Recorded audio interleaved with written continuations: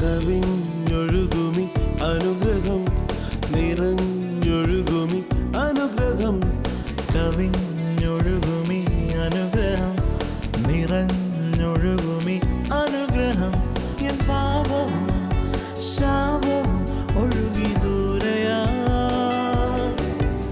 ഞാൻ സൗഖ്യമാ നീതിയാ ദൈവ പൈതലാ യേശുവിൻ സ്വന്തമായി തീർന്നു ഞാൻ എന്നെന്നും കവിഞ്ഞൊഴുകുമി അനുഗ്രഹം നിറഞ്ഞൊഴുകുമി അനുഗ്രഹം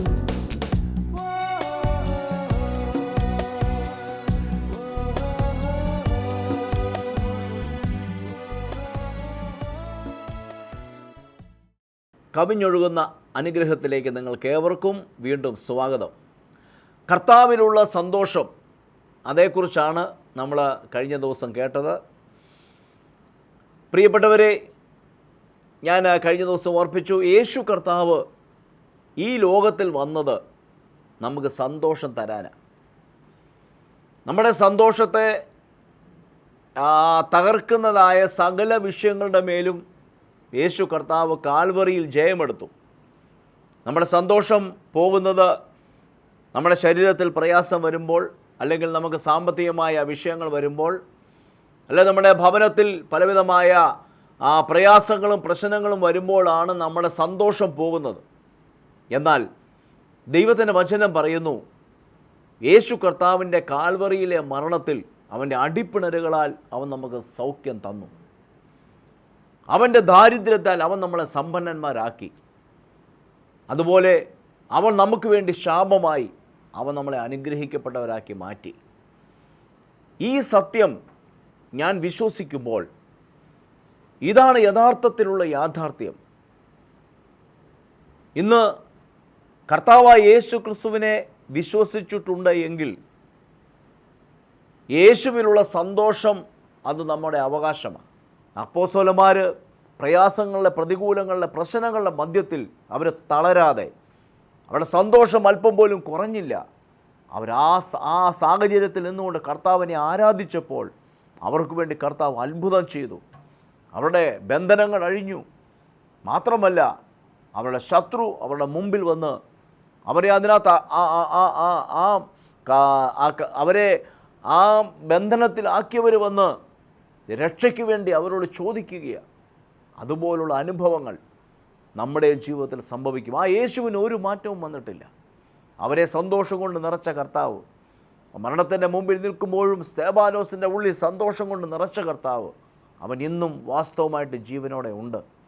നമ്മുടെ ഈ സന്തോഷം പൂർണ്ണമാക്കുവാൻ യേശു കർത്താവ് മതിയായവന്. നമുക്കിന്നത്തെ മെസ്സേജിലേക്ക് നമുക്ക് പ്രവേശിക്കാം. നിങ്ങളെ കർത്താവ് ധാരാളമായി അനുഗ്രഹിക്കും. എന്റെ യേശു എനിക്കു നല്ലവൻ, അവൻ എന്നുമെന്നും മതിയായവൻ. എന്റെ യേശു എനിക്കു നല്ലവൻ, അവൻ എന്നുമെന്നും മതിയായവൻ. അവത്തിൽ ലോകത്തിൽ പ്രയാസങ്ങളിൽ യേശു മതിയായവൻ. അവത്തിൽ ലോകത്തിൽ പ്രയാസങ്ങളിൽ യേശു മതിയായവൻ. എന്റെ ക്ലേശമെല്ലാം നീങ്ങിപ്പോ, കണ്ണുനീരെല്ലാം തുടച്ചിടുമേ. എന്റെ ക്ലേശമെല്ലാം നീങ്ങിപ്പോ, കണ്ണുനീരെല്ലാം തുടച്ചുവല്ലോ. അവൻ രാജാവായി വാനിൽ വെളിപ്പെടുമ്പോൾ ഞാൻ അവനിടം പറന്നുയരും. ക്രിസ്തുവിനെ ജീവിക്കാൻ, ക്രിസ്തുവിന്റെ സന്തോഷം, ക്രിസ്തുവിന്റെ സമാധാനം, അതാണ് നമ്മളിൽ വരിക. ചേർന്ന് കർത്താവിനെ സ്തുതിക്കാം. ഇനി വായിച്ച യോഹന്നാൻ 14:27. സമാധാനം ഞാൻ നിങ്ങൾക്ക് തന്നേച്ചു പോകുന്നു, എന്റെ സമാധാനം ഞാൻ നിങ്ങൾക്ക് തരുന്നു. ആരുടെ സമാധാനം? അടുത്തിരിക്കുന്ന ആൾ പറ, നിങ്ങളുടെ സമാധാനം അല്ലെന്ന് പറ. ചിലപ്പോൾ എന്നാ പറയാൻ, അങ്ങ് സമാധാനിച്ചേക്കാം. അങ്ങനെ സമാധാനിക്കണ്ട, അത് നിങ്ങളുടെ സമാധാനം. അത് വേണ്ട, അത് നിങ്ങളങ്ങ് ആശ്വസിക്കുക. ഇനിയിപ്പോൾ മരുന്നിടത്ത് വെച്ച് കാണാം പറഞ്ഞ്, അതൊക്കെ നിങ്ങളുടെ പ്ലാനാന്ന് പറഞ്ഞ്. നിങ്ങളുടേത് എൻ്റെ പരിപാടി അങ്ങ് മാറ്റി വെച്ചാട്ടെ, വരുന്നിടത്ത് വെച്ച് കാണുക. അങ്ങ് ഇനിയിപ്പോൾ എന്നാ പറയാനാ, വന്നത് വരട്ടെ. ഇതൊന്നുമല്ല ദൈവസമാധാനം. ദൈവസമാധാനം എന്ന് പറഞ്ഞാൽ എല്ലാം പ്രതികൂലമായിരിക്കുമ്പോൾ ദൈവത്തിൻ്റെ ആത്മാവ് നമ്മുടെ അകത്ത് പറയും, മകനെ, ഈ സാഹചര്യം മുഴുവൻ എൻ്റെ കയ്യിലാണ്, നീ ഒന്നിനെക്കുറിച്ചും ഭാരപ്പെടണ്ട, ഇന്ന് നീ പ്രതികൂലമായി കാണുന്നതും ഞാൻ എടുത്ത് മാറ്റി മറിക്കും എന്ന ദൈവത്തിൻ്റെ വചനത്തിലൂടെ നമ്മുടെ ഉള്ളത്തോട് ഇടപെടുന്ന ആ ദിവ്യ സമാധാനം എപ്പോഴും അനുഭവിക്കണം. എപ്പോഴൊക്കെ അനുഭവിക്കണം? പൗലോസ് പറയാണ് കർത്താവിൽ സന്തോഷിപ്പിൻ, ഫിലിപ്പിയർ 3:1. ഫിലിപ്പിയർ 4:4 പറയാണ് കർത്താവിൽ എപ്പോഴും സന്തോഷിപ്പിൻ. അത് പറയാൻ ഒരു മടുപ്പുമില്ലാതെ ഇന്ന് പകൽ തോമസ് ഊട്ടി ബ്രദർ വീണ്ടും പറയട്ടെ, കർത്താവിൽ സന്തോഷിപ്പിൻ. അടുത്തിരിക്കുന്നത് കർത്താവിൻ്റെ സന്തോഷം കൊണ്ട് സന്തോഷിപ്പിൻ, കർത്താവിൻ്റെ സമാധാനം കൊണ്ട് സമാധാനിപ്പിൻ. ഹല്ലേലൂയ. അതുകൊണ്ടാണ് ഫിലിപ്പിയർ 4 പറയുന്നതാണ് സകല ബുദ്ധിയെയും കവിയുന്ന. മനുഷ്യൻ്റെ സമാധാനത്തിൻ്റെ പ്രശ്നമുണ്ട്, ബുദ്ധി കൊണ്ടത് മാറിപ്പോവും. നമ്മുടെ സമാധാനം കളയുന്ന ഏറ്റവും വലിയൊരു പുള്ളിയാണ് നമ്മുടെ ബുദ്ധി. ഒന്ന് തൊട്ടേ. അടുത്തിരിക്കുന്ന ആൾ ചോദിച്ചേ, പൂച്ചയ്ക്ക് എന്നാ പൊന്നൊരുക്കുന്നിടത്ത് കാര്യം? കണക്ക് കൂട്ടുക, പറഞ്ഞേ. 2 2 4 കൂട്ടുക, ജോഗ്രഫി പഠിക്കുക, വഴി എവിടെയാണെന്ന് നോക്കുക. ഇതൊക്കെ ചെയ്യാൻ നിന്നെ ആവശ്യമുള്ളപ്പം വിളിക്കാം. പറഞ്ഞാട്ടെ, തലേ തൊട്ടിട്ട് പറഞ്ഞാട്ടെ, നിന്നെ കൊണ്ട് എനിക്ക് വളരെ ആവശ്യമുണ്ട്, പുസ്തകം പഠിക്കാൻ ആവശ്യമുണ്ട്, ബൈബിൾ മനസ്സിലാക്കാൻ ആവശ്യമുണ്ട്. പക്ഷെ ബുദ്ധിക്കെത്താത്ത ചില വൻ കാര്യങ്ങൾ എനിക്കുണ്ട്. അത് ഈ മണ്ഡലത്തിന് മുകളിലുള്ളതാണ്, അത് അത്ഭുതങ്ങളുടെ ലെവലിലുള്ളതാണ്. ബുദ്ധിയോട് ചോദിച്ച്, നിനക്ക് മരിച്ചവർ ഉയർത്തെന്ന് വിശ്വസിക്കാൻ പറ്റുമെന്ന് ചോദിച്ചേ. നിന്നെ കൊണ്ട് ഒരിക്കലും പറ്റത്തില്ല. തലേ തൊട്ടിട്ട് പറഞ്ഞാട്ടെ, കന്യക പുരുഷ സമ്പർക്കം കൂടാതെ ഗർഭം ധരിക്കുമെന്ന് നിനക്ക് വിശ്വസിക്കാൻ പറ്റുമെന്ന് ബുദ്ധിയോട് ചോദിച്ചേ. അത് നിന്റെ കൈവശമുള്ളതല്ല, അത് നിന്റെ റേഞ്ചിൽ പിടിക്കുന്നതല്ല. അതുകൊണ്ടാണ് യേശുവിനെ കർത്താവെന്ന് വായ് കൊണ്ട് ഏറ്റുപറയും, ദൈവവിനെ മരിച്ചവൽ നിന്ന് ഉയർപ്പിച്ചുവെന്ന് ഹൃദയം കൊണ്ട് ആ കാര്യത്തിൽ നീ വരണ്ടെന്ന് പറ. ഞാൻ ഹൃദയം കൊണ്ട് ചില പരിപാടി നടത്തുന്നുണ്ട്. ബുദ്ധിയോട് പറഞ്ഞ്, ഞാൻ ഹൃദയം കൊണ്ട് ചില പരിപാടി നടത്തുന്നുണ്ട്. അത് കർത്താവ് ഞാനുമായിട്ടുള്ള പരിപാടിയാണ്. അത് ഈ ലോകത്തിൻ്റെ എല്ലാ നിയമങ്ങൾക്കും മുകളിലുള്ളൊരു പദ്ധതിയാണ്. അത് ഈ ലോകക്കാർക്ക് മനസ്സിലാകാത്തൊരു പദ്ധതിയാണ്. അത് ബുദ്ധിക്കെത്താത്തൊരു കാര്യമാണ്, ബുദ്ധിയെ കവിയുന്നൊരു കാര്യമാണ്. കരമടിച്ച് കർത്താവിനെ സ്തുതിക്കാം. എൻ്റെ സമാധാനം ഒന്നുകൂടെ വായിച്ചേ. യോഹന്നാൻ 14:27 ഒന്നുകൂടെ വായിച്ചാട്ടെ. വായിച്ചോളൂ. സമാധാനം ഞാൻ നിങ്ങൾക്ക് തരുന്നു. എന്റെ സമാധാനം ഞാൻ ക്ലിയർ ആക്കി പറയുന്നു. നിങ്ങളുടേതല്ല, നിങ്ങളുടെ ബുദ്ധിക്ക് തോന്നുന്ന തൽക്കാലം തോന്നുന്ന ഒരു ശാന്തതയല്ല, നിങ്ങളുടെ ബുദ്ധി നിങ്ങൾക്ക് നൽകി തരുന്ന സാരമില്ലെന്ന് പറയുന്ന അല്ല. ഇത് എൻ്റെ സമാധാനമാണ്.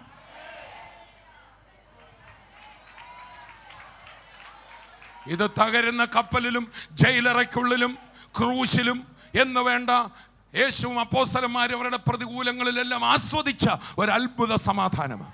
അത് കിട്ടിയ ദൈവമക്കളാണ് എന്നെ കേട്ടോണ്ടിരിക്കുന്നത്. ദൈവത്തിൻ്റെ പൈതലെ, നിനക്ക് കിട്ടിയ ഏറ്റവും വലിയ ദാനം ആ കിട്ടിയ രോഗസൗഖ്യം അല്ല. നിനക്ക് കിട്ടിയ ഏറ്റവും വലിയ ദാനം ആ കടഭാരം മാറിയതല്ല. നിനക്ക് കിട്ടിയ ഏറ്റവും വലിയ ദാനം ആ വീട് കിട്ടിയതല്ല. ഇതെല്ലാം ദൈവത്തിൻ്റെ അനുഗ്രഹമാണ്. എന്നാൽ നിനക്കും എനിക്കും കിട്ടിയ ഏറ്റവും വലിയ ദാനം തൻ്റെ സമാധാനം, തൻ്റെ ആത്മാവ്, തൻ്റെ സന്തോഷം. ഈ ലോകത്തിൻ്റെ മുകളിൽ, ഈ ലോകത്തിൻ്റെ സ്തോത്രം, ഭൗതികതയ്ക്ക് അപ്പുറത്തുള്ള എന്തോ ഒരു വലിയ അനുഭവം ക്രിസ്തുവിൽ നമുക്ക് തന്നു. ആ സന്തോഷം കൊണ്ട് സന്തോഷിക്കാനാണ് പൗലോസ് ശ്ലീഹ പറഞ്ഞു. വായിച്ചാട്ടെ. സമാധാനം ഞാൻ നിങ്ങൾക്ക് തരുന്നു, സമാധാനം ഞാൻ നിങ്ങൾക്ക് തന്നേച്ചു പോകുന്നു, എന്റെ സമാധാനം ഞാൻ നിങ്ങൾക്ക് തരുന്നു. ലോകം തരുന്നത് പോലെയല്ല ഞാൻ നിങ്ങൾക്ക് തരുന്നത്. ലോകം തരും ഒരു സമാധാനം. അത് കിട്ടാനാണ് പലപ്പോഴും ദൈവമക്കൾ പോലും ആഗ്രഹിക്കുന്നു. അതല്ല ദൈവമക്കളെ വേണ്ടത്. അതൊരു തൽക്കാലം ഒരു ശാന്തതയാണ്. എല്ലാം ഓക്കെ ആകുമ്പോൾ ഉണ്ടാകുന്ന, എനിക്ക് ജോലി കിട്ടിക്കഴിയുമ്പോൾ, ഞാൻ ഉദ്ദേശിച്ച പോലെ കാര്യമൊക്കെ നടക്കുമ്പോൾ ഉണ്ടാകുന്നൊരു സന്തോഷമുണ്ട്. അതായി ലോകം തരുന്നത്. ഇത് ലോകത്തിന് തരാൻ കഴിയാത്ത, എല്ലാം പ്രതികൂലമായിരിക്കുമ്പോഴും തുള്ളിച്ചാടാൻ കഴിയുന്ന ഒന്ന്. ആ സന്തോഷം അനുഭവിക്കാമെങ്കിലുണ്ടല്ലോ, തന്നെ സാഹചര്യം നേരെ വരും. പൗലോസ് ശ്ലീഹ ഫിലിപ്പിയർക്ക് ഇത് എഴുതുമ്പോൾ നമ്മൾ മറക്കരുത്. ഈ ഫിലിപ്പിയ സഭയിൽ, ഫിലിപ്പിയ ദേശത്ത് ഞാൻ പ്രവർത്തിക്കാൻ ചെന്നപ്പോൾ ആദ്യമേ തന്നെ നമുക്കറിയാം, ഒരു വെളിച്ചപ്പാടത്തെ സ്ത്രീ ലക്ഷണം പറയുന്നവളായിട്ട് അവിടെ ഉണ്ടായിരുന്നു. പൗലൂസിനെ കുറിച്ചൊക്കെ ലക്ഷണം പറഞ്ഞു. പൗലൂസിന് മനസ്സിലായി പൗലൂസ് ദൈവദാസനാന്ന് തന്നെയാണ് ലക്ഷണം പറഞ്ഞു. പക്ഷേ ഇത് പറയുന്നത് ഒരു ദുരാത്മ വ്യാപാരത്തിലാണെന്ന് പിടികിട്ടി പൗലൂസും ശീലാസും എന്ത് ചെയ്തു?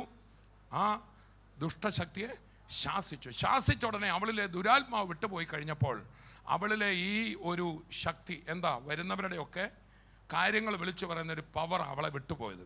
അത് പിന്നെ നമുക്ക് പറയാൻ മേലാത്ത സ്ഥിതിയായപ്പോൾ അവളെ കൊണ്ട് ലാഭം വരുത്തിയിരുന്ന കുറച്ച് യജമാനന്മാരുണ്ട്. അവർക്ക് ഇതാകെ അരിശമായി. തങ്ങളുടെ ലാഭത്തിൻ്റെ ആശ പോയി എന്നവർക്ക് മനസ്സിലായി. നമുക്ക് വായിക്കാം അപ്പോസ്തലപ്രവൃത്തി 16:19 മുതൽ വായിച്ച് വേഗം അവസാനിപ്പിക്കാം. അപ്പോസ്തലപ്രവൃത്തി 16:19 മുതൽ. അവളുടെ യജമാനന്മാർ തങ്ങളുടെ ലാഭത്തിന്റെ ആശ പോയിപ്പോയെന്ന് കണ്ടിട്ട് പൗലോസിനെയും ശീലാസിനെയും പിടിച്ചു ചന്തസ്ഥലത്ത് പ്രമാണികളുടെ അടുക്കിലേക്ക് വലിച്ചു കൊണ്ടുപോയി. സാഹചര്യം നോക്കിക്കോണേ. സുവിശേഷം പ്രസംഗിച്ച നിമിത്തമുണ്ടായ പ്രതികൂല സാഹചര്യമാണ്. പക്ഷേ ഞാനൊരു കാര്യം പറയാം, ഇതെല്ലാം അനുഭവിക്കുമ്പോഴും ഉള്ളിൽ പൗലോസ് തുള്ളിച്ചാടിക്കൊണ്ടായിരിക്കുന്നു. ഈ ഒരു ജീവിതമാണ് ക്രിസ്തീയ ജീവിതം. ആശങ്കയുണ്ട്, പ്രതിസന്ധിയുണ്ട്, പക്ഷെ അന്നേരം ഉള്ളിൽ എന്ത് ചെയ്യാണ്? കർത്താവ് കൊടുത്ത സമാധാനവും സന്തോഷവും തുള്ളുകയാണ്. ആ തുള്ളലിൽ ജീവിക്കാനാ കർത്താവ് നമ്മളെ വിളിച്ചു. യേശു ഉദരത്തിലുള്ള മാതാവായ മറിയ വന്ദനം പറഞ്ഞപ്പോൾ എലിസബത്തിൻ്റെ ഉദരത്തിൽ കിടന്ന യോഹന്നാൻ, ആ ശിശു, ഗർഭസ്ഥ ശിശു തുള്ളിച്ചാടിയെങ്കിൽ ദൈവത്തിൻ്റെ മക്കളെ സ്തോത്രം, ആ അതേ കർത്താവാണ് നമ്മുടെ ഉള്ളങ്ങളിലിരിക്കും. കർത്താവ് ഉള്ളവളുടെ വാക്ക് കേട്ടപ്പോൾ ആ ശിശു തുള്ളിയെങ്കിൽ അതേ കർത്താവ് നമ്മുടെ ഉള്ളങ്ങളിൽ വാസം ചെയ്യാമെന്ന് മറക്കരുത്. ആ കർത്താവിൻ്റെ വചനം നമ്മുടെ ഉള്ളിൽ തുള്ളിക്കളിക്കുകയാണ്. അടുത്തിരിക്കുന്ന ആൾ പറഞ്ഞാട്ടെ, നിങ്ങളുടെ ഉള്ളങ്ങളിൽ ദൈവത്തിൻ്റെ വചനം തുള്ളിക്കളിക്കട്ടെ, വാഗ്ദത്തങ്ങൾ തുള്ളിക്കളിക്കട്ടെ, കർത്താവിൻ്റെ മുഖം വിളങ്ങി നിൽക്കട്ടെ. അവങ്കിലേക്ക് നോക്കിയവർ പ്രകാശിതരായവരുടെ മുഖം ലജ്ജിച്ചു പോയില്ല. പൗലൂസിനെ ചന്തസ്ഥലത്ത് നിന്ന് അവർ പിടിക്കുകയാണ്. താഴോട്ട് വായിക്കാം. ചന്തസ്ഥലത്ത് പ്രമാണികളുടെ അടുക്കിലേക്ക് വലിച്ചു കൊണ്ടുപോയി അധിപതികളുടെ മുൻപിൽ നിർത്തി, യഹൂദന്മാരായ ഈ മനുഷ്യർ നമ്മുടെ പട്ടണത്തെ കലക്കി റോമാക്കാരായ നമുക്ക് അംഗീകരിപ്പാനും അനുസരിപ്പാനും ന്യായമല്ലാത്ത ആചാരങ്ങളെ പ്രസംഗിക്കുന്നു എന്ന് പറഞ്ഞു. പുരുഷാരവും അവരുടെ നേരെ ഇളകി. അധിപതികൾ അവരുടെ വസ്ത്രം പറിച്ചുരിഞ്ഞു, കോൽ കൊണ്ട് അവരെ അടിപ്പാൻ കൽപ്പിച്ചു. വസ്ത്രം പറിച്ചുരിഞ്ഞവരെ നഗ്നരാക്കി. പുരുഷന്മാർ മുഴുവൻ, ഒരു പട്ടണം മുഴുവൻ കൂടിയിരിക്കുകയാണ്. അവരെ നഗ്നരാക്കിയിട്ട് അവരെ അടിക്കാൻ കൽപ്പിച്ചു. അടുത്ത അന്നേരവും ഉള്ളം തുള്ളുകയാണ്. അതാണ് എൻ്റെ സമാധാനം. ഈ ഫിലിപ്പിയ സഭയ്ക്കാണ് ഇങ്ങനെയാണ് അവിടെ ആത്മാക്കളുണ്ടായത്. ആ സഭയ്ക്ക് പിന്നെ എഴുതിയ ലേഖനത്തിലാണ് വീണ്ടും താൻ ഒരു ജയിലിൽ കിടന്നുകൊണ്ട് എഴുതുകയാണ്, എപ്പോഴും സന്തോഷിപ്പിക്കും. എന്നെ കേൾക്കുന്ന ദൈവത്തിൻ്റെ പൈതലെ, ഇന്ന് നീ വന്നിരിക്കുന്നത് ഏത് സാഹചര്യമായിക്കൊള്ളട്ടെ, അതിൻ്റെ മുകളിലാണ് നീ. നിന്നെ തൊടത്തില്ലത്. ഇന്ന് ഇവിടുന്ന് കരഞ്ഞ് ചല്ല പോകേണ്ടത്, തുള്ളിച്ചാടി ജയം ഘോഷിച്ച് ദൈവമക്കൾ ഇവിടുന്ന് പോകാവുള്ളൂ. ദൈവമക്കൾ ഇവിടെ ആരാധിച്ചുകൊണ്ടിരിക്കുമ്പോൾ തന്നെ പ്രതികൂലമെന്ന് പറഞ്ഞ സാഹചര്യം നിന്റെ കാൽ കീഴിലാകും. ആരും നിന്നെ ഉപദ്രവിച്ചോ അവരെ നിന്റെ കൈയാൽ സ്നാനപ്പെടുത്തും. അവരിൽ പലരും നിന്റെ വിശ്വാസികളായി മാറും.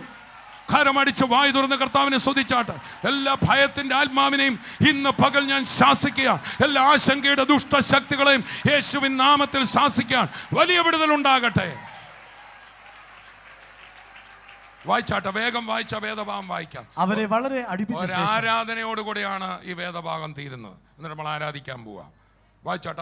അവരെ വളരെ അടുപ്പിച്ച ശേഷം തടവിലാക്കി കാരാഗൃഹ പ്രമാണിയോട് അവരെ സൂക്ഷ്മത്തോടെ കാപ്പാൻ കൽപ്പിച്ചു.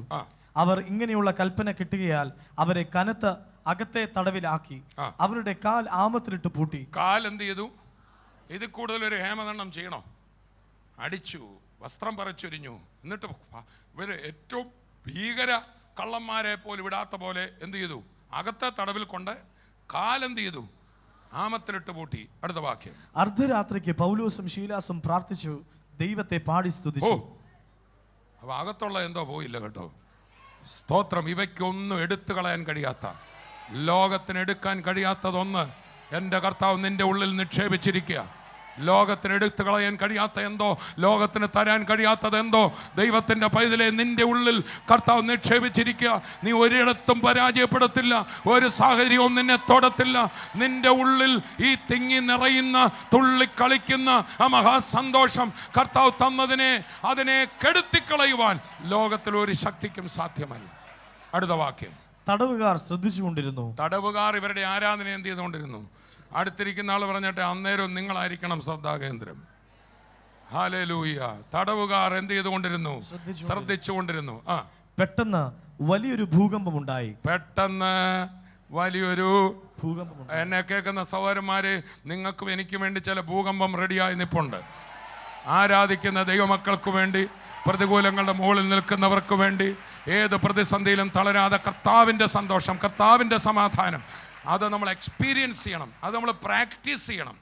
നമ്മൾ മനഃപൂർവ്വം ഇത് എടുത്താലേ വരത്തുള്ളൂ കേട്ടോ. അതാ സന്തോഷിപ്പീ എന്ന് പറഞ്ഞ് തന്നെ അങ്ങ് സന്തോഷം വന്നോളൂ എന്ന് എഴുതിയോ? ഇല്ലല്ലോ. നിങ്ങൾ എന്ത് ചെയ്യണം? മനസ്സുകൊണ്ട് എടുക്കണം അത്. സന്തോഷം വന്നിട്ട് സന്തോഷിക്കാനിരിക്കരുത്. അടുത്തിരിക്കുന്ന ആൾ പറഞ്ഞാൽ സന്തോഷം വന്നിട്ട് സന്തോഷിക്കാനിരിക്കും.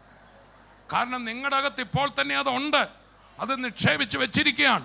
ക്രിസ്തു അകത്ത് വന്നപ്പോൾ തന്നെ വന്നിരിക്കുക. എന്നാൽ ചില ഭാരങ്ങളും ഈ ലോകത്തിൻ്റെ കാര്യങ്ങൾ നമ്മളെ ചിലപ്പോൾ വന്ന് മൂടും. അപ്പോൾ നമ്മൾ എന്ത് ചെയ്യണം? ആ മൂടിയതൊക്കെ എടുത്ത് ദൂരോട്ട് കളഞ്ഞിട്ട് ഉള്ളിൽ വന്ന് ആത്മാവിൽ നമ്മൾ നിറഞ്ഞ് സന്തോഷിക്കണം. അടുത്ത വാക്യം, കാരാഗൃഹത്തിന്റെ അടിസ്ഥാനം കുലുങ്ങി വാതിലൊക്കെയും തുറന്നുപോയി. വാതിലൊക്കെയും തുറന്നുപോയി. ഇവരെ ഏത് ഭാരപ്പെടുത്തിയോ ഏത് പ്രയാസപ്പെടുത്തിയോ അതിൻ്റെ അടിത്തറ ഇളകി. ദൈവത്തിൻ്റെ മക്കളെ, നിന്നെ പ്രയാസപ്പെടുത്തുന്ന സംഗതി ഉണ്ടല്ലോ, പ്രയാസപ്പെടുത്താൻ, അതൊന്നും നിന്നെ ബാധിക്കത്തില്ലെന്ന് അറിയുമ്പോഴേ അതിൻ്റെ അടിത്തറ ഇളകും.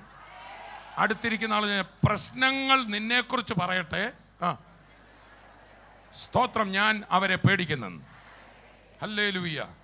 വേറൊരു വേദഭാഗത്ത് പൗലൂസിനെ കുറിച്ച് പറയുമ്പോൾ പറയാ, ആ മനുഷ്യനൊരു ബാധയാണ്. എന്താ പറയുന്നത്?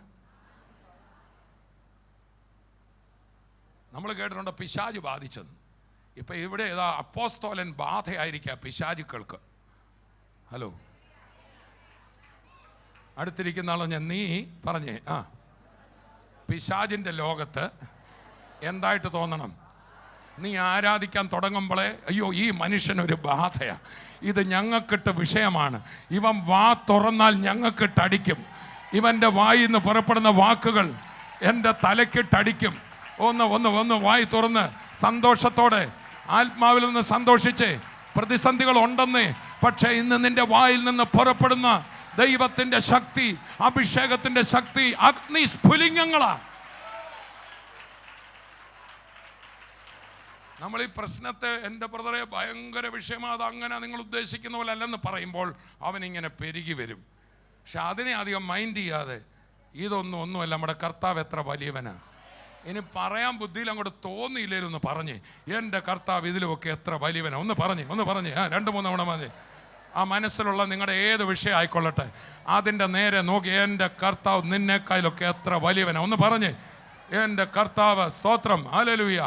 നിങ്ങൾക്കൊരു സാമ്പത്തിക ആവശ്യമാണെങ്കിൽ അതിനെ നോക്കിയിട്ട് പറഞ്ഞ് എൻ്റെ കർത്താവ് ഇതിലൊക്കെ എത്ര വലിയവനാ. ഒന്ന് വിളിച്ചു പറഞ്ഞാട്ടെ. നിങ്ങളെ ഭാരപ്പെടുത്തുന്ന ആ വിഷയത്തെ നോക്കിക്കൊണ്ട് പറഞ്ഞ് എൻ്റെ യേശു ഇതിലൊക്കെ എത്ര വലിയവനാ, അവൻ എനിക്ക് മതിയായവനാ. ഒന്ന് വിളിച്ചു പറഞ്ഞ് ദൈവത്തിൻ്റെ മക്കളെ വാഗൊണ്ട് പറഞ്ഞ്, ശബ്ദം ഉയർത്തി പറഞ്ഞ് ഹല്ലേലൂയ. അവരങ്ങനെ കർത്താവിനെ സ്തുതിച്ചു. ആരെ സ്തുതിച്ചു? അടുത്തിരിക്കുന്ന പറഞ്ഞ ചങ്ങലയെ സ്തുതിക്കരുതെന്ന് പറഞ്ഞാൽ, ചങ്ങല കിടക്കുമ്പോഴും ചങ്ങലയാണോ ഉയർത്തിയേ? സ്തുതിക്കാന്ന് പറഞ്ഞാൽ ഉയർത്തുക എന്നല്ല. ശീലാസ കണ്ടോടാ, നിൻ്റെ കായ് കട്ടി എൻ്റെ ഇതിനുണ്ട്, ഈ ചങ്ങല കുറച്ചുകൂടെ കട്ടിയാന്നാ തോന്നിയത്, അങ്ങനെ അങ്ങ് പൊട്ടുന്ന സാധനം അങ്ങനെയല്ല പറഞ്ഞ. അടുത്തിരിക്കുന്ന ആൾ പ്രശ്നങ്ങളെ വലിപ്പപ്പെടുത്താതെ കർത്താവിനെ വലുതാക്കിക്കേ, കർത്താവിൻ്റെ നാമത്തെ ഉയർത്തിക്കേ. ഹല്ലേലൂയ. ചില ദൈവദാസന്മാർ പറയുന്നുണ്ട് അവരെ ചങ്ങല കയ്യേലാണ്, അതുകൊണ്ട് എന്ത് ചെയ്താൽ ചങ്ങല അടിച്ച് അവരൊരു ശബ്ദമുണ്ടാക്കി ആരാധിച്ചത്. അടുത്തിരിക്കുന്ന ആളോ ഞാൻ നിൻ്റെ പ്രശ്നങ്ങൾ പോലും ഒരു കർത്താവിനെ ആരാധിക്കുന്ന ഒരു ഉപകരണമായി മാറട്ടെ. അവരത് അടിച്ച് കർത്താവിനെ അങ്ങോട്ട് സ്തുതിച്ചു. ഭൂകമ്പം വന്നു, അടിത്തറ ഇളകി. വായിച്ചാട്ടെ, അടിത്തറ ഇളകി. എല്ലാവരുടെയും ചങ്ങല അഴിഞ്ഞു വീണു. എല്ലാവരുടെയും ചങ്ങല അഴിഞ്ഞു വീണു. കാരാഗൃഹ പ്രമാണി ഉറക്കമുണർന്ന് കാരാഗ്രഹത്തിന്റെ വാതിൽ തുറന്നിരിക്കുന്നത് കണ്ടിട്ട്. ഓക്കെ, അപ്പം ഈ കാരാഗ്രഹ പ്രമാണി ഒടുവിൽ എന്ത് ചെയ്യുന്നറിയാമോ? കാരാഗ്രഹ പ്രമാണിക്ക് പിടികിട്ടി ഇത് സംഭവം കുഴഞ്ഞിരിക്കുകയാണ്. ഒടുവിൽ ചുരുക്കി പറയാമല്ലോ, കാരാഗ്രഹ പ്രമാണി സ്നാനപ്പെട്ടു.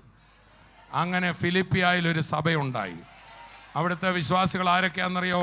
പണ്ട് ദുരാത്മാവ് വിട്ടുമാറിയ വെളിച്ചപ്പാടത്തി സ്ത്രീ, ലുദിയ, പിന്നെ കാരാഗ്രഹ പ്രമാണി, സംഭവങ്ങളെല്ലാം വന്നൊരു സഭയുണ്ടായി. ചേർന്നൊരു ഹല്ലേലൂയ പറഞ്ഞാട്ടെ. നിനക്ക് സംഭവമാക്കിയ, നിന്നെ പ്രതികൂലമാക്കിയതൊക്കെ നിന്റെ വചനം കേൾക്കാൻ കൂടെ ഇരിക്കുന്ന കൂട്ടമായി കർത്താവ് മാറ്റി നിർത്തിയതോർത്ത് കരമടിച്ച് കർത്താവിനെ സ്തുതിക്കാം.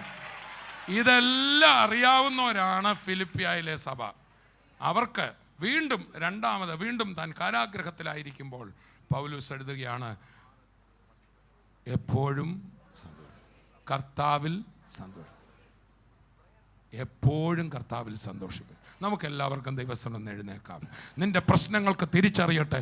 നിന്റെ ഒരു മുടി പോലും തൊടാൻ അവയ്ക്കൊക്കത്തില്ലെന്ന് അറിയണം. സ്തോത്രം. നിന്നെ പ്രശ്നം പേടിക്കാൻ തുടങ്ങും. പ്രശ്നത്തെ നമ്മളല്ല, പിന്നെ നമ്മളെ പ്രശ്നം ഭയപ്പെടും. എല്ലാവരും പറഞ്ഞേ, എൻ്റെ പ്രശ്നങ്ങളെ ഞാൻ പേടിക്കത്തില്ല, അവ എന്നെയാണ് പേടിക്കുന്നത്. കാരണം എന്നിലുള്ളവൻ ലോകത്തുള്ളവനേക്കാൾ വലിയവനാണ്. മഹത്വത്തിൻ്റെ പ്രത്യാശയായ ക്രിസ്തു എൻ്റെ ഉള്ളിലിരിക്കുക. എല്ലാവരും ഒന്ന് കർത്താവിൽ സന്തോഷിച്ച് അങ്ങോട്ടും ഇങ്ങോട്ടും ആ വിഷയം ഈ വിഷയം നോക്കിയല്ല, പിന്നെ എൻ്റെ കർത്താവിൽ ഞാൻ സന്തോഷിക്കും. ഒന്നോർത്ത് നോക്കി, ഈ ലോകത്തിൽ ഇനി എന്നാ കഷ്ടപ്പാടുണ്ടെന്ന് പറഞ്ഞാലും നൊടി നേരത്തേക്കുള്ള ലഘുവായ കഷ്ടം. കർത്താവിൻ്റെ സന്തോഷവും ഈ ലോകത്തിൻ്റെ വിഷയങ്ങളുമായി തട്ടിച്ച് അത് അനുഭവിച്ച പൗലൂസും പത്രോസും പറഞ്ഞ 2 വേദഭാഗം എനിക്ക് വലിയ ഇഷ്ടം. നൊടി നേരത്തേക്കുള്ള ലഘുവായ കഷ്ടം. ഒന്നുറക്കെ പറഞ്ഞാട്ടെ. ദൈവത്തിൻ്റെ മക്കളെ, നമുക്കിപ്പോൾ അഡ്വാൻസ് കിട്ടിയ ഈ സന്തോഷം, നമ്മൾ മേടിച്ചിട്ടിരിക്കുന്ന ഒരു സ്ഥലമുണ്ട്. അടുത്തിരിക്കുന്ന ആൾ പറഞ്ഞേ, ഞാൻ മേടിച്ചിട്ടിരിക്കുന്ന ഒരു സ്ഥലമുണ്ട്. യേശുവിൻ്റെ രക്തം കൊടുത്ത് മേടിച്ചിട്ടിരിക്കുന്ന ഒരു സ്വർഗ സ്ഥലമുണ്ട്. അതിൻ്റെ ഒരു അഡ്വാൻസ് മാത്രമേ ഇപ്പോൾ എനിക്കിവിടെ കിട്ടിയിട്ടുള്ളൂ. അത് വെച്ചാണ് ഞാനിപ്പോൾ ഇവിടെ സന്തോഷിക്കുന്നത്. വരാനുള്ള ലോകത്തെ ഞാനിവിടെ ആസ്വദിച്ചുകൊണ്ടിരിക്കുക. ഇവിടെ നമ്മൾ സ്വർഗം അനുഭവിക്കുമ്പോൾ ആ സ്വർഗം എന്തൊരു അത്ഭുതമായിരിക്കും. ഇവിടെ നൊടിനേരത്തേക്കുള്ള ലഘുവായ കഷ്ടത്തെ ജയിച്ചു പോകാൻ നമുക്ക് അഡ്വാൻസ് തന്നിരിക്കുക. ആ അഡ്വാൻസ് ഏതാണ്? പറഞ്ഞാട്ടെ. ഒരു വസ്തുവിൻ്റെ അഡ്വാൻസ് വരുമ്പോൾ അത്യാവശ്യ കാര്യത്തിന് ഇരുന്നോട്ടെന്ന് പറയുന്ന പോലെ അടുത്തിരിക്കുന്ന പറഞ്ഞാൽ നൊടി നേരത്തേക്കുള്ള ആ ലഘുവായ കഷ്ടം ഒക്കെ മറികടന്ന് ജയിച്ചു പോകാൻ സ്വർഗത്തിൻ്റെ ഒരു അഡ്വാൻസ് തന്നിട്ടുണ്ട്. അത് ഉപയോഗിച്ച് അങ്ങ് സന്തോഷിച്ചോണം. എല്ലാവരും കർത്താവിനെ ഒന്ന് ഉയർത്തിക്കേ. ചങ്ങലയെ ഉയർത്താതെ, ചങ്ങലയെ മറന്നിട്ട് കർത്താവിനെ ഉയർത്തിയാട്ടെ. ചങ്ങലയെ മറന്നിട്ട് എൻ്റെ യേശു വലിയവൻ പറഞ്ഞ്, എൻ്റെ യേശു വലിയവൻ ഉറക്കെ പറ. ഇന്ന് വീണ്ടും നിങ്ങളോട് ഞങ്ങൾക്ക് ഒന്നേ പറയാനുള്ളൂ, കർത്താവിൽ സന്തോഷിക്കുക. പ്രശ്നങ്ങളെ നോക്കരുത്, നമ്മുടെ മുമ്പിലുള്ള ആ സാമ്പത്തികമായ വിഷയത്തെ നോക്കരുത്, ജപ്തിയെ നോക്കരുത്. നമ്മൾ വിശ്വസിക്കുന്ന കർത്താവ് നമ്മുടെ എല്ലാ വിഷയങ്ങൾക്കും മതിയായവനാണ്. നമുക്ക് ഒരു നിമിഷം പ്രാർത്ഥിക്കാം. ഇന്ന് ഞാൻ വീണ്ടും പറയാം, നിങ്ങളുടെ ശരീരത്തിൻ്റെ വിഷയത്തിലേക്ക് നിങ്ങൾ നോക്കരുത്. നിങ്ങളുടെ ഭവനത്തിൻ്റെ ഇപ്പോഴത്തെ അവസ്ഥ നോക്കരുത്. നിങ്ങളെ വിടുവിക്കുവാൻ, നിങ്ങളുടെ ഭവനത്തെ സമാധാനം കൊണ്ട് നിറയ്ക്കുവാൻ, നിങ്ങളുടെ കുഞ്ഞുങ്ങൾക്ക് വേണ്ടി പുതിയ വഴികൾ തുറക്കുവാൻ, വഴിമുട്ടി വഴി അടഞ്ഞ് അവസ്ഥയിൽ നിൽക്കുന്ന ആരൊക്കെ എന്നെ കേൾക്കുന്നുണ്ട്. ഞാൻ വീണ്ടും പറയാം, നിങ്ങളുടെ മക്കൾക്ക് വേണ്ടി കർത്താവ് അത്ഭുതകരമായ വഴികൾ തുറക്കും. പുതിയ വിസകൾ യേശുവിൻ്റെ നാമത്തിൽ ഇപ്പോൾ തന്നെ കർത്താവ് ഒരുക്കുകയാണ്. അതിനുള്ള സാമ്പത്തികമായ വഴികളെ കർത്താവ് തുറക്കുകയാണ്. ഇന്നിപ്പോൾ സാമ്പത്തികമായി ആകെ തകർന്നായിരിക്കുന്നത്, എന്നാൽ അടുത്ത വർഷം ഈ സമയമാകുമ്പോൾ സമൃദ്ധിയുടെ അനുഭവം കർത്താവ് നിങ്ങളുടെ ജീവിതത്തിൽ തരും. നമുക്കൊരു നിമിഷം പ്രാർത്ഥിക്കാം, കണ്ണുകളെ അടയ്ക്കാം. യേശുവേ, ഞങ്ങൾ ഒരുമിച്ച് ചേർന്ന് പ്രാർത്ഥിക്കുന്നു. എൻ്റെ കർത്താവേ, ഇന്ന് ഞങ്ങളെ കാണുന്ന ഓരോ പ്രിയപ്പെട്ടവർക്ക് വേണ്ടി പ്രാർത്ഥിക്കുന്നു. അങ്ങയുടെ അത്ഭുത കരം, അങ്ങയുടെ ആശ്വസിപ്പിക്കുന്ന കരം, സമാധാനം കൊണ്ട് നിറയ്ക്കുന്ന അങ്ങയുടെ കരം ഓരോ മക്കളെയും തൊടണമേ കർത്താവേ.